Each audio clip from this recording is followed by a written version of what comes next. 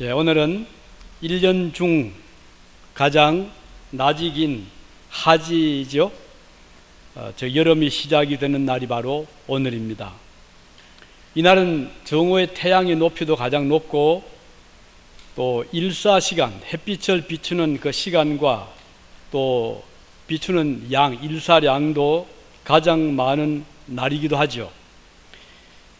동지는 밤이 제일 길고 어두운 때라고 하면 이 하지는 반대입니다. 그래서 동지가 지나면 하루하루 조금씩 밤은 짧아지고 낮은 길어지다가 오늘이 최대로 낮이 긴 시간이고 지금부터 이제 서서히 낮이 짧아지고 밤이 길어지는 이런 뜻깊은 오늘 하지날을 맞이했습니다. 1년 중에 가장 태양이 높이 뜨고 낮의 길이가 길기 때문에 이 적도, 지구의 북반구 지표면은 태양으로부터 열을 가장 많이 받는 그런 날이죠. 사실 이 열이 쌓여서 오늘 이후로부터는 기온이 점점 더 상승해 가고 몹시 더워지는 여름이 시작이 되죠. 그렇지만 이 뜨거운 태양빛이 있기 때문에 곡식이 잘 자라도록 하나님이 역사하시고 또 가을이 되면 열매가 잘 맺도록 또 맛있는 과일이 많이 익도록 하시는 것입니다. 오늘 이 하지날, 미국에서는 오늘을 아버지 날로 지키고 있지요. 그래서 The Father's Day 이렇게 우리가 부르고 있습니다. 하늘에 태양이 있기 때문에 만물이 소생을 하는 것처럼 오늘 우리들에게도 이 밝은 태양 같은 분이 계시잖아요. 누구시죠? 하나님 아버지. 이런 의미에서 오늘 태양의 날인 오늘 이 하지를 아버지 날로 기념하는 것은 의미가 크다고 생각을 합니다. 아버지가 가정에서 자녀들을 보살필 때 자녀들이 행복하잖아요. 그 아버지는 자녀들에게 필요한 것을 공급을 합니다. 자녀들이 위험에 빠질 때 구원의 손을 내미는 분도 아버지입니다. 자녀들이 아파할 때 함께 아파하는 분도 아버지잖아요. 우리 그리스도인들에게는 하나님을 아버지라고 부를 수 있는 이런 특별한 은혜를 주셨습니다. 그 하나님은 그의 백성들을 창조하신 의미에서 창조주시고 아버지라 이렇게 볼 수가 있잖아요. 그 하나님은 우리에게 모든 필요한 것을 공급하시는 분이십니다. 사람들이 죄를 지어서 멸망에 빠지게 되었을 때 구원의 손을 내미신 분도 하나님 아버지십니다. 오늘 우리들에게 이런 하늘의 아버지를 주심에 대해서 우리는 감사해야 되겠습니다. 주님께서 말씀하시기를 요한복음 14장 8절에 보면 내가 너희를 고아와 같이 버려두지 아니하고 너희에게로 오리라 그랬습니다. 자, 우리 하나님 아버지께서 여러분과 저를 고아처럼 버려두지 않겠다. 얼마나 좋은 약속인지 모릅니다. 사실 이 말씀은 그의 제자들에게 하신 말씀이었잖아요. 제자들은 3년 반 이상 주님과 함께 숙식을 같이 하면서 살아왔습니다. 이제는 가족처럼 되었어요. 모든 문제를 주님과 의논할 수 있고 어려움이 처하게 되면 예수님 도움을 받으며 살아왔는데 이런 주님을 떠난다는 것은 제자들은 상상을 못했습니다. 그런데 주님은 이제 제자들을 두고 멀리 가신다는 겁니다. 그러니까 제자들이 얼굴에 근심빛이 가득하고 걱정이 앞서게 되었죠. 그때 주님께서 주신 말씀이 바로 이 말씀입니다. 내가 너희를 고아처럼 버려두지 아니하겠다. 그리고 너희에게로 다시 오겠다. 이렇게 말씀을 하셨습니다. 우리 사도 바울은 하나님을 가리켜서 이렇게 말씀하죠. 주 예수 그리스도의 하나님이시요 자비의 아버지시요 또 위로의 하나님 이렇게 오늘 본문이 표현하고 있습니다. 그러면 우리가 섬기는 그 신, 그분이 아버지시라고 하면 오늘 신이 많잖아요. 사람들이 뭐 여러 신들을 섬기잖아요. 요 종교가 얼마나 많습니까? 그런데 아버지로 다가오는 참 창조주 하나님은 한 분밖에 없습니다. 어떤 다른 이방 신들도 창조주 하나님과는 비교할 수 없어요. 그것들은 다 피조물들이고 하나님의 만드신 존재에 불과하고 하나님 우리 아버지만 유일하게 오직 참 하나님이시라는 것입니다. 그렇기 때문에 이방신들은요, 아버지와 같은 그 친금이 있을 수 없어요. 그저 두려워하고 겁을 내고 빌어야 되고, 우리 하나님 아버지는 그런 공포의 대상이 아니라 섬김, 사랑의 대상, 보호, 우리를 보호하시는 자상하신 아버지와 같은 분이시라는 것입니다. 그리스도인들이 기뻐하고 감사한 일은 그 하나님을 나의 개인적인 아버지로 섬길 수 있다는 것입니다. 오늘 본문 3절에 보면 하나님을 자비의 아버지라 이렇게 묘사하잖아요. 그리고 또 그 하나님을 위로의 하나님 이렇게 부르고 있습니다.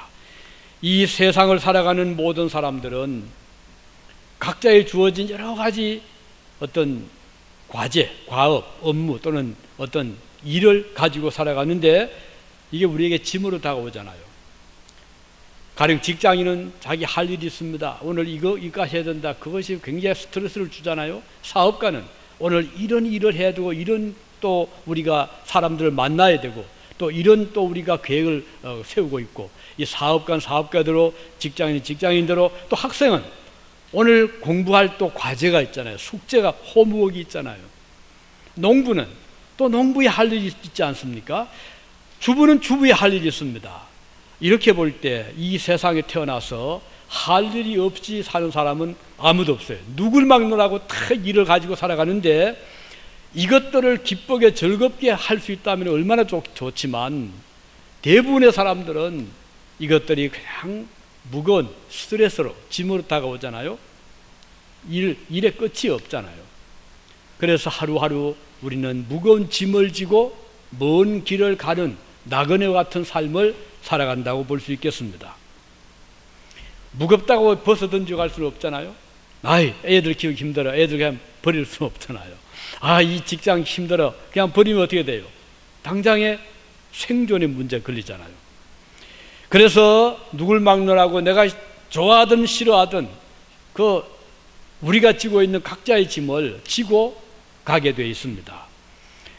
세상 끝날까지 이 짐은 우리를 떠나지 않습니다.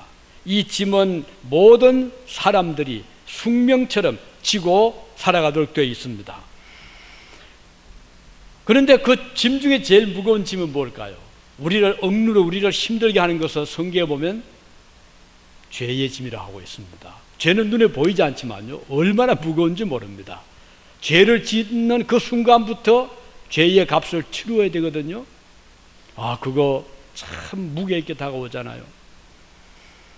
아담과 하와가 선악과를 따먹을 때 설마 이거 먹는다고 뭐 어때랴? 아무렇지 않게 오히려 눈이 밝아진다고 그랬고, 하나님처럼 된다고 하니까 가벼운 마음으로 하와도 따먹고 남편에게 주었는데 그것을 먹는 순간 엄청난 무게의 짐이 그들을 짓누릅니다. 그래서 도무지 있을 수 없어서 도망가고 숨었잖아요. 나무 밑에 숨고 자기들을 숨깁니다. 얼마나 무거운 짐을 지고 있음을 알 수가 있죠. 이 세상의 모든 사람들은 다 죄의 짐 아래 놓여 있다고 볼 수 있습니다. 왜냐하면 의인은 한 사람도 없기 때문입니다. 모든 사람들이 죄를 지었기 때문에 이 죄 짐을 지고 살아가도록 태어났습니다. 그리스도인들도 마찬가지로 이 죄의 짐을 지고 살아가고 있습니다. 주님께서 말씀했죠. 마태복음 11장 28절에 수고하고 무거운 짐진 자들아 다 내게로 오라. 내가 너희를 쉬게 하리라. 주님께서 말씀하신 무거운 짐은 죄로 말미암아 지게 된 고생, 수고가 다 포함이 됩니다. 하나님을 아버지로 부르는 그 이유는 이제 하나님이 우리를 그의 자녀로 삼아 주셨다는 것이고, 그래서 그리스도를 영접한 모든 백성들의 아버지는 하나님이라는 것입니다. 바울 사도는 그 아버지를 우리들에게 알려주는데, 그 하나님은 어떤 하나님인가? 오늘 본문에서 하나님은 자비의 아버지시다, 이렇게 말씀하고 있습니다. 이 자비라는 말을 보니까요, 단어를 찾아보니까 그 자비라는 말의 뜻은 불쌍히 여긴다, 그런 뜻이 있고, 원래 원문에 그런 뜻이 있습니다. 죄인을 불쌍히 여기시는 하나님의 마음, 가엾게 여기는 마음, 동정하는 마음, 연민하는 마음, 이것을 자비라는 그 단어로 표현하고 있습니다. 하나님께서는 그의 자녀된 백성들이 슬퍼할 때, 힘들어할 때, 괴로워할 때 하나님은 그에 대해서 자비의 마음을, 연민의 정을, 동정의 마음을, 불쌍히 여기는 마음을 가지신다, 그 뜻입니다. 그래서 하나님께서는 자녀들이 마음 아파할 때, 슬퍼할 때 주님도 우리와 같은 마음을 가져주신다는 것이죠. 주님께서 제자들이 주님과 이별을 걱정하고 염려할 때 하신 말씀이, 너희는 마음에 근심하지 말아라. 하나님을 믿으니 또 나를 믿어라. 내 아버지 집에 거할 곳이 많도다 라고 말씀을 하셨습니다. 우리가 성도들이 걱정과 근심에 묻혀서 잠 못 이룰 때 하나님은 결코 외면하시지를 않겠다는 것입니다. 우리가 살아가는 이 세상은 사실 하루도 바람잘 날이 없잖아요. 슬픈 일들이 끊임없이 우리 주변에 일어나고 있고, 나를 여행이 비켜간다 하더라도 언제 그것이 나에게 닥쳐올지 아무도 모릅니다. 이럴 때 하나님의 자비하신 손길이 우리를 잡아준다면 얼마나 마음이 든든합니까? 누가는 이렇게 말씀합니다. 누가복음 6장 36절에 보면 너희 아버지의 자비하심 같이, 하나님을 표현하면서 너희 아버지는 자비하신 하나님이다. 그 하나님의 자비로우심은 얼마나 그것이 범위가 넓은지요. 거룩하고 선한 사람에게만 주시는 것이 아니라 때로는 악한 사람에게도 자비가 임합니다.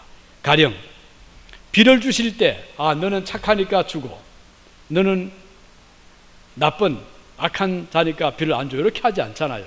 예를 들면 유진의 비를 주시면 여기에 사는 모든 사람들이 혜택을 누립니다. 우리 한국 땅에 비를 주시면 모든 선하든 불이 선하지 않든 악인이든 의인이든 모든 우리 국민들이 혜택을 받잖아요. 하나님께서 햇빛을 주실 때 어떻게 주시나요? 그 모든 지역에 골고루 햇빛을 주십니다. 맑은 공기 마찬가지입니다. 이걸 보면 참 우리 하나님은 얼마나 마음이 넓은지 모릅니다.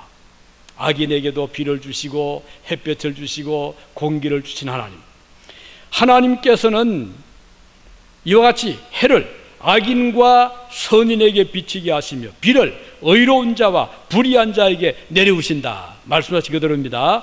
하나님께서는 모든 사람들이 구원받기를 기뻐하십니다. 소돔과 고모라 성 아시잖아요. 그 성민들이 얼마나 악했는지요. 날만 새면은 허랑방탕하고, 하나님 어디 있어요? 죄를 짓는 그 성, 하나님께서 계속 참으십니다. 하나님이 지으신 사람들인데, 하나님께서 그들에게 복을 주셨는데, 그들은 받은 복을 하나님께 감사하는 것이 아니라 오히려 그것을 가지고 악을 행하는데 빠르게 달려갔던 것이죠. 그래서 하나님이 천사를 보내셨습니다. 한번 가보아라. 천사들이 가보니 얼마나 죄가 가득한지, 성경 보면 그 죄가 관영했다. 관영이란 말은 이 목까지 찼다 이 말이거든요. 더 이상 이제는 담을 수 없을 정도로 죄가 관영했다. 그래서 하나님이 그 성을 그냥 둘 수 없는 하나님의 공의 때문에, 하나님의 의로움 때문에 그 성을 멸망을 시키기로 생각을 하셨을 때, 아브라함은 하나님과 늘 교제를 했잖아요. 아브라함과 하나님의 뜻을 알게 된 겁니다. 그런데 아브라함의 조카가 거기 살았잖아요. 하나님 기도하면 하나님, 그렇지만 그 소돔 고모라 성에는 제 조카 롯이 살고 있는데 그 성에 의인 50명만 있다면 그래도 그 성을 멸망시키시겠습니까? 아브라함 생각에는 제발 그 성을 살려주셨으면, 하나님께서 뭐라고 하셨죠? 그래, 내가 너를 보아서라도 내 말대로 의인 50명만 그 성에 있어도 내가 살려주겠다. 이걸 보면 한 성이 멸망하는 것은요 쉽지 않습니다. 하나님이 끝까지 참으신 거예요. 그런데 아브라함이 돌아서서 생각하니까 혹시 그 성에 의인이 50명이 못 될 수 있지 않느냐. 그래서 5사람을 뺍니다. 하나님, 제가 또 한 번 더 구하겠습니다. 45명이 있으면 어떻게 하시겠습니까? 하나님의 대답은 그래요. 45명이 있어도 내가 그 성을 멸망하지 않겠다. 아브라함이 돌아와 생각하니 불안합니다. 그래서 5명을 또 뺍니다. 이렇게 해서 내려간 게 10명까지 내려갔어요. 아브라함 마음을 졸입니다. 10명 말했다가 혹시 하나님이 화를 내시면 어떻게 하나. 조마조마하는 마음으로 하나님 한 번만 더 제 요청을 들어주십시오. 의인 10명이 있다면 어떻게 하시겠습니까? 하나님께서 그래, 의인 10명이 있어도 내가 그 성을 멸망하지 않겠다. 이걸 보면 하나님은 참 관대하시잖아요. 그 수십만 명 큰 도시에 의인 10명이 있으면 하나님이 그걸 다 덮어주시겠다는 말씀이었는데 불행하게도 그러지를 못했었죠. 우리 이걸 보면 하나님은 참 관대하시다, 참 하나님 용서하심이 크구나 하는 것을 알 수가 있습니다. 에스겔서 33장 11절에 보면요 이런 말씀 나옵니다. 주 여호와의 말씀에 나의 삶을 두고 맹세하노니 나는 악인이 죽는 것을 기뻐하지 아니하고 악인이 그 길에서 돌이켜 떠나서 사는 것을 기뻐하노라. 참 하나님이 이런 분이세요. 악인이라도 멸망받는 것을 기뻐하지 않는 하나님이시라는 것입니다. 이렇게 하나님 아버지는 자비로우신 하나님이시다. 그 두 번째는 어떤 하나님 아버지요? 오늘 본문에 보면 하나님 아버지는 위로하시는 아버지시다 그랬어요. 6절, 3절이죠. 그는 모든 위로의 하나님이시며, 그 위로라는 단어는 뭔가요? 위로. 우리가 위로하면은 위로. 이게 뭘까요? 컴포트. 그런데 이걸 다시 조금 더 풀이하면요, encourage, 격려해 준다. 그 다음은 위안해 준다. 또는 호소를 들어주신다.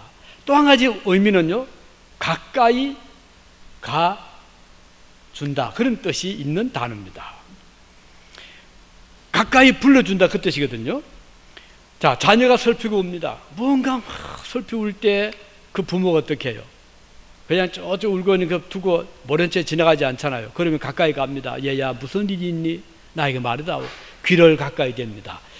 이것이 그 위로라는 의미의 뜻입니다. 자, 우리 성도들이 하나님 앞에 어떤 문제를 두고 간절히 기도하고 하나님 앞에 엎드려 간청할 때 하나님이 귀를 기울여 가까이 와주신다는 뜻이 위로라는 의미인 것입니다. 하나님의 위로가 그와 같은 것입니다. 하나님께서는 성도가 입술로 호소할 때 가까이 오셔서 귀를 기울여 주시기를 기뻐하십니다. 우리 하나님 아버지께서는 사람들이 모든 슬픔에서 위로받기를 원하십니다. 본문 4절에 말씀합니다. 우리의 모든 환난 중에서 우리를 위로하사 우리로 하여금 하나님께 받는 위로로서 모든 환난 중에 있는 자들을 능히 위로하시게 하시는 이시로다. 모든 환난 중에, 이게 모든이라는 말이 또 아주 의미가 깊습니다. 모든, 파스라는 말인데 이것은 온갖 환난입니다. 자, 여기에 어떤 게 포함되겠어요? 자, 가난이 주는 환난 있잖아요. 실패해서 가난이 주는 또 허약함, 몸의 질병, 이 질병에서 주는 위로, 실패에서 오는, 넘어지면서 오는, 또 배신을 당하면서 오는 여러 가지 환난들이 많잖아요. 기대에 어긋나지 않은 실망에서 오는 이런 여러 가지 환난 중에서 있는 하나님의 백성들을 우리 하나님은 위로하시는 분이시다. 우리가 개신교잖아요. 프로테스탄트, 개신교. 개신교는 아주 보물처럼 여기는 네 가지 중요한 고백서가 있습니다. 또는 교리서가 있습니다. 이건 우리 개신교가 참 수백 년 동안 기도하며 성경을 깊이 있게 연구한 그런 훌륭한 경건한 분들이 성경을 잘 풀이하고 질문에 답해주는 그런 교리서인데요. 그 하나가 벨직 신앙 고백서입니다. 또 하나는 하이델베르그 교리문답이 있고, 또 하나는 도르트 신조가 있고, 마지막으로 웨스트민스터. 네 가지는 우리 개신교를 떠받쳐주는 네 기둥과 같은 그런 아주 소중한 보물입니다. 그 가운데 하이델베르그 교리문답은요 1563년, 지금부터 한 600년 이상 되잖아요. 1563년도에 독일에 있는 하이델베르그 대학 교수였던 우르시누스라는 교수하고, 그 다음은 궁정의 설교자였던 올리비아누스라는 설교자, 이 두 분이 정말 경건하게 기도하면서 오랫동안 작성을 한 그런 교리서입니다. 이것이 이제 오늘 이 개신교의 아주 중요한 이 교리적인 근간을 이루게 되었는데, 이 하이델베르그 교리 문답서를 가지고 독일뿐 아니라 화란에서는 청소년 교재, 교리 공부서, 그리고 또 독일 등에서는 매주일 저녁 설교 때 이 교리 문답서를 계속 풀이를 해주고 옵니다. 그들의 전통입니다. 이걸 보면 경건한 신자들은 주일 낮에만 예배 드리는 것으로 만족할 수 없기 때문에 그들이 저녁에 다시 모여서 이 경건한 교리서를 가지고 아주 심도 있게 공부를 해 왔음을 볼 수가 있고, 그래서 구라파나 미국의 교인들의 신앙이요, 우리가 겉으로 보기는 우리처럼 막 뜨겁게 기도하는 것도 안 보이는 것 같고, 그렇게 새벽기도 그렇게 우리처럼 하는 것 같지도 않고, 우리처럼 산기도 가서 맨날 며칠 금식하는 것 같지도 않은데도 불구하고 구라파 미국의 성도들의 경건한 신앙은요 굉장히 깊이가 있습니다. 그들은 말로만 주 예수 찾는 것이 아닙니다. 그들의 삶을 통해서, 그들의 행동을 통해서 믿음의 열매를 맺거든요. 그 뿌리가 어디 있느냐, 제가 오랫동안 유럽에 있으면서 그것을 좀 관심 있게 살펴보았는데요, 이들이 이렇게 깊이 있는 교리적인 체계를 잘 가지고 공부를, 성경을 아주 체계적으로 어릴 때부터, 청소년 때부터 배우기 때문에 그것이 그들의 삶의 한 부분이 되고 있음을 본 적이 있습니다. 그러면 그 중에 하이델베르그 일문에 보면 질문이 뭔고 하니, 살아서나 죽어서나 당신의 유일한 위로는 무엇입니까? 이렇게 질문합니다. 이게 제 1문입니다. 하이델베르그 교리문답에 살아서나 죽어서나 당신의 유일한 위로는 무엇입니까? 한번 여러분 추측해 보세요. 위로가 뭘까? 위로 천국일까? 하나님일까? 여러 가지 생각할 수 있잖아요. 답을 이렇게 하고 있습니다. 살아서나 죽어서나 나는 나의 것이 아니요 몸도 영혼도 나의 신실한 구주 예수 그리스도의 것입니다. 참 답이 대단하잖아요. 생사간의 유일한 위로가 뭐냐? 내 몸, 내 영혼, 내 몸은 내 것이 아니라 주님의 것입니다. 이것이 그들의 첫 번째 질문의 답입니다. 주님의 것이다. 그러면 소유가 내 것이 아니라는 거예요. 내 소유 같으면 내가 이걸 관리해야 되잖아요. 내 소유 같으면 내가 지켜야 되잖아요.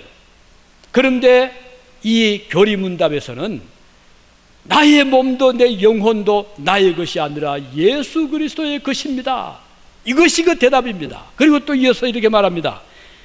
그리스도께서는 그의 보혈로 나의 모든 죄값을 완전히 치르시고 나를 마귀의 모든 권세에서 해방하셨습니다.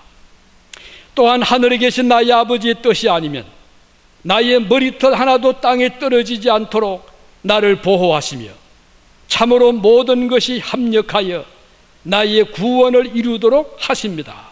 그러하므로 그분은 그의 성령으로 나에게 영생을 확신시켜 주시고 이제부터는 마음을 다하여 즐거이 그리고 신속히 그를 위해 살도록 하십니다. 참 멋진 그 정의잖아요. 생사간의 유일한 위로가 뭐냐?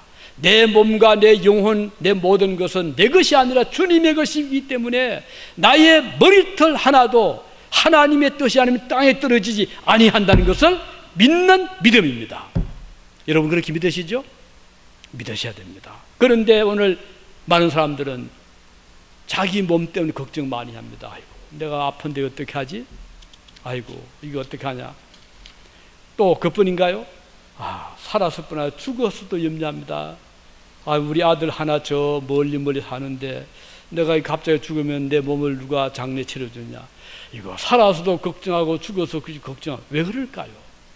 유일한 위로 되신 하나님을 믿지 않을 때 그런 거예요. 그러나 하나님의 위로를 믿는 사람은요, 내 곁에 아무도 없어도 내가 지금 살아있든 죽어가든 내 몸은, 내 영혼은 내 것이 아니라 하나님의 것이기 때문에 하나님이 책임을 져주신다. 이것을 믿는 것이 우리 그리스도의 유일한 위로라는 것이에요. 그래서 유일한 위로라는 것은 바로 예수 그리스도의 소유가 된 우리들이라는 것입니다. 자, 여기에서 하나님은 우리의 창조주실 뿐 아니라 우리를 구원해 주신 구속의 주님이시라는 것이고, 바로 이것은 우리의 삶의 목적이, 내가 사는 목적이요, 나의 행복에 있다고 생각하는 자들이 많잖아요. 너 왜 사냐? 행복한 삶을 살기 위해서. 행복 좋아 보이잖아요. 그래서 좀 마음도 편안하고 몸도 편하고 행복하게. 그러나 우리 그리스도인들은 삶의 목적이 행복 자체에 있어서 안 됩니다. 행복은 하나의 수단, 방법에 불과합니다. 그럼 목적이 뭘까요? 행복이 목적인 사람은 얼마나 불안한지 몰라요. 왜? 행복이 최대 목적인데 그 행복이라는 열매를 따기가 쉬운가요? 100사람이 그 따기 올라가는데 몇 사람이 딸까요? 여러분, 나는 행복하다 한번 손들어 보실까? 누가 몇 분 계시나 봅시다. 행복하신 분? 물론 행복의 정도는 다르겠지만 땡큐. 손든 거에서 이 손 올린 거예요. 예. 자, 어쨌든 한 분이라도 좋습니다. 행복이 참 좋은 것인데, 그러나 우리 성경의 그 진정한 삶의 목표는, 또는 지향점은 인간의 행복이 아니라 그것은 뭔가 하니 예수 그리스도를 목표해서 가는 것이 삶의 목표라는 것입니다. 그래서 성경에 삶 표대 그러죠. 우리의 표대는 뭐냐? 예수, 주님을 닮아가고 주님의 모습을 우리가 본받아가고 주님처럼 우리가 영생에 이르고, 이게 삶의 목표라는 것입니다. 왜 이것이 우리에게 유일한 위로인가요? 구주 예수 그리스도만이 우리에게 신실하신 분이기 때문입니다. 예수님만 우리에게 신실한 분이라는 것이에요. 그래서 우리의 존재는 하나님을 통해서만 위로를 받도록 창조되었습니다. 어거스틴이 그 말했어요. 우리가 창조된 것은 하나님을 통해서만 위로를 받도록 창조되었기 때문에 하나님이 빠지면, 하나님이 안 계시면 위로를 받을 곳이 없다는 거예요. 궁극적인 위로는 우리가 구원을 받을 때 이루어지는데, 이 구원을 우리 스스로 이룰 수 있나요? 안 되잖아요. 그러니까 행복을 찾을 수 없는 거예요. 우리가 모든 것 다 가지고 있다 합시다. 건강도 가지고 있고 물질도 가지고 있고 평생 먹고 써도 남을 많은 것이 있다 하더라도 우리가 그것 가지고 구원 받습니까? 여러분 앞으로 100년 동안 더 살 수 있다고 생각하시나요? 결국은 다 두고 가잖아요. 이게 목표가 될 수가 없잖아요. 구원은 영원으로 이어집니다. 영생으로 이어집니다. 자, 마지막으로 오늘 본문의 하나님 아버지는, 자, 첫째는 자비로우신 하나님, 두 번째는 위로하신 하나님, 이제 마지막 하나님 아버지는 그 자녀들을 끝까지 구원에 이르도록 하시는 하나님이시라는 것입니다. 사람에게서 오는 위로는 한계가 있고 도중에 사라질 수가 있습니다. 그러나 하나님의 위로는 완전하고 영원하고 궁극적입니다. 하나님께는 실패가 없잖아요. 이사야 선지자 이렇게 말했습니다. 이사야서 50장 2절에 보면 내 손이 어찌 짧아 구원치 못하겠느냐, 내게 어찌 건질 능력이 없겠느냐.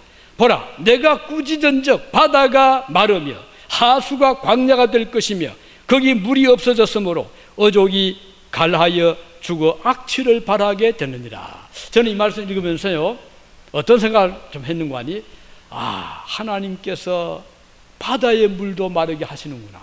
그렇죠? 홍해 바다를 착 가르게 했잖아요.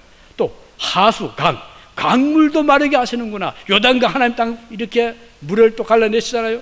그리고 지금 가뭄이 얼마나 심합니까? 저는 이거 말씀 보면서 그렇지, 비를 주시는, 우러를 주시는 분도 성경에 보면 이른 비와 늦은 비를 주시는 하나님, 엘리야 시대 때 3년 6개월 동안 비 한 방울 오지 않게 하신 분도 하나님이시잖아요. 오늘 저 미국도 지금 참 가뭄이 심합니다. 캘리포니아 지금 벌써 제한 급수하고 있잖아요. 마음대로 잔디에 물을 못 주게 하고 있잖아요.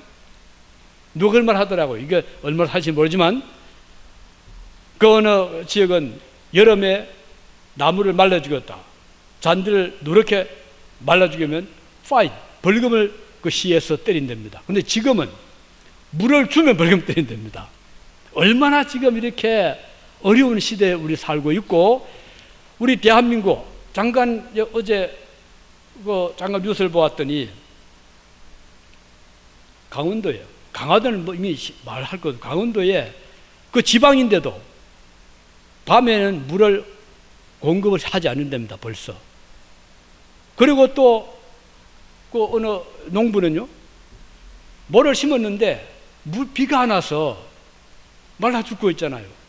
그래서 물탱커 실은 차를 주문해가지고 물을 실은 차를 가지고 우리가 마실 물을 공급받는 것이 아니라 말라 죽어가는 논에다가 물을 뿌리고 있더라고요. 그것이 며칠이나 견디겠습니까? 저는 그걸 보면서 마음이 참 아프더라고요. 자, 하나님께서 비를 막으시니 강도 마르고 소양강이 지금 마르고 있잖아요. 논도 마르고 인간이 마실 물도 귀해지는 이것을 보면서 참 하나님의 역사가 오늘 속히 임해야 되겠구나. 저 북한 땅 그 곡창지대 황해도 이쪽이랍니다. 그런데 뭐를 심기는 겨우 심었는데 그것도 일부를요, 비가 안 오니까 심은 모의 80%가 지금 말라가고 있답니다. 그래서 지금 세계 식량기구에서는 지금 뭐 특별히 북한 전에 300만 명 굶어 죽었잖아요. 그래서 또 그런 사태가 오지 않도록 지금 주시를 하고 있답니다. 이걸 보면서 하나님은 보세요, 내가 꾸짖은적 바다가 마르며 하수가 광야가 될 것이며 거기 물이 없어졌으므로 어족이 갈아여 죽어 악취를 발하게 되느니라. 실제로 물이 저거니까 고기들 죽더라고요. 한국에 지금 어느 그 양의장이죠, 어느 그 고기 기르는 양의장의 주인이요, 엄청난 고기들을 막 죽은 거를 건져내더라고요. 그래서 기자가 물었어요, 왜 이렇게 고기가 죽어나가냐 했더니 적정량의 물이 없기 때문에 고기들이 지금 죽어가고 있습니다. 자, 바다에 또는 강에 또는 양의장에 물들도 하나님의 손에 있어 우리가 보고 있잖아요. 그러니 우리가 누구를 의지하겠어요? 내 힘을 의지하겠어요? 우리가 내 힘으로 하늘에 비 한 번 오게 할 수 있나요? 하나님 우리 아버지는 주 예수 그리스도의 하나님이시라고 하셨습니다. 이 말씀의 의미는 하나님 아버지는 곧 주 예수 그리스도이심을 밝혀주는 말씀인데, 예수 그리스도의 위로하심 다음과 같습니다. 우리를 완전히 마귀의 권세에서 해방해 주십니다. 그리고 끝까지 우리를 보호하시고 구원을 이루시는 하나님이십니다. 그는 성령님을 보내서 우리를 지켜주십니다. 성령으로 우리에게 영생의 확신을 주십니다. 끝으로 성령으로 말미암아 즐거운 마음으로 예수 그리스도를 위해서 살게 하십니다. 로마서 14장 8절에 보면 우리가 살아도 주를 위해 살고 죽어도 주를 위하여 죽나니 그러므로 우리가 사나 죽으나 주의 것이로다. 고린도전서 3장 23절에 보면 너희는 그리스도의 것이요 그리스도는 하나님의 것이니라. 요즘 과학자들 이구동성으로 지구에 나타날 대재앙을 지금 경고하고 있더군요. 최근에 이 가뭄은요, 재앙의 시작이라는 말도 하고 있습니다. 어제 한 일간지에 보았더니 지구가 지금 대멸종의, 특히 동물, 인간을 포함해서 멸종의 시기에 진입했다는 과학자들의 주장을 크게 신문에 실었더라고요. 그래서 과거도 예를 들면 공룡시대, 공룡이 다 멸종됐잖아요. 그런데 이 미국의 스탠퍼드 대학, 또 프린스턴 대학, 그리고 UC 버클리대 이 공동 연구팀이 학술지 사이언스 어드밴스라고 하는 게재한 그 연구 보고서에 따르면 6,600만 년 전 공룡 시대를 끝낸 대멸종 이래 동물 멸종 속도가 지금처럼 빨리 진행된 적은 없다.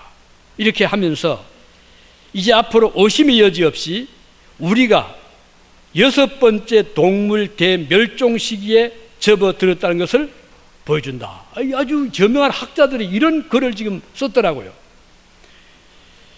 우리는 이것을 보면서 자, 이 주장이 과학적으로 어느 정도 근거가 있는지 우리는 알 수는 없지만요, 제약의 원인이, 이 과학자들은 원인이 어디인지 그건 모르고 있어요.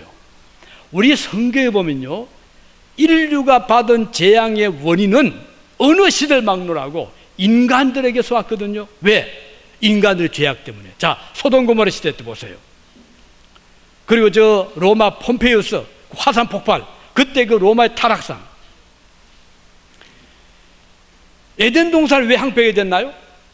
아담과 하와의 범죄 있었잖아요. 인간들의 도덕성이 타락하고 믿음이 사라질 때 하나님은 그들에게 자비를 베풀 수가 없었던 것입니다. 그래서 우리는 알아야 됩니다. 이 지구의 멸망 또는 지구의 이 재앙도 우리 인간들에게 책임이 있다는 거예요. 욕심, 과도한 욕심, 탐욕. 그래서 이런 것들 때문에 오늘 인간들이 얼마나 많은 그런 공해를 배출하잖아요. 이런 것들이 그 탐욕에서 오는 하나의 그 재앙으로 볼 수 있는 것이죠.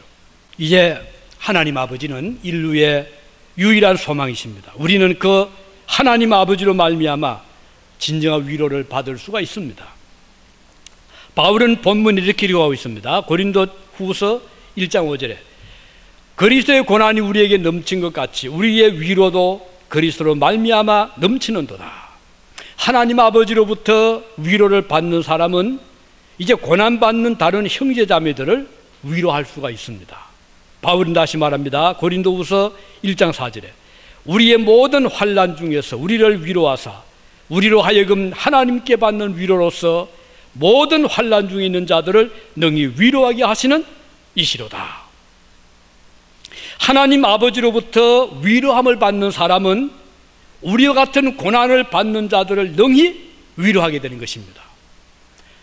우리 성도에게는 물론 고난이 옵니다. 그러나 이 고난은 그리스도의 고난입니다. 이게 다릅니다. 믿지 않는 자들은 고난이 오되 자기 자신 때문에, 자기를 위해서. 그러나 우리 신자들은 내 자신을 위한 고난보다는 주님을 위한 고난, 하나님 나라를 위한 고난, 교회를 위한 고난, 사도 바울처럼 얼마나 벌써 차원이 다르잖아요. 그리고 이 고난은 구원을 이루기 위한 고난입니다. 그리고 이 고난은 천국의 보물을 쌓는 고난입니다. 우리가 주를 위해서 가난해지고 주를 위해서 헌신하고 주를 위해서 희생하면 하늘에서는 그것이 다 상급으로 쌓이잖아요. 얼마나 멋있잖아요. 그래서 우리 신자들이 받는 고난은 가치가 있습니다. 주를 위해서 드리는 모든 헌신은 헛것이 아니라는 것입니다. 이 고난을 이겨내게 하는 것은 오늘 우리 속에 역사하시는 하나님의 성령의 역사이십니다. 성령을 보혜사라고 하잖아요. 그 뜻이 뭔가요? 위로자. 오늘 보혜사 성령님의 위로하심이 여러분들의 마음속에서 역사하심으로 오늘 여러분은 하나님의 거룩한 자녀된 신부님을 감사하시면서 기쁨으로 주의 위로에 동참하시기를 바랍니다. 기도하시겠습니다.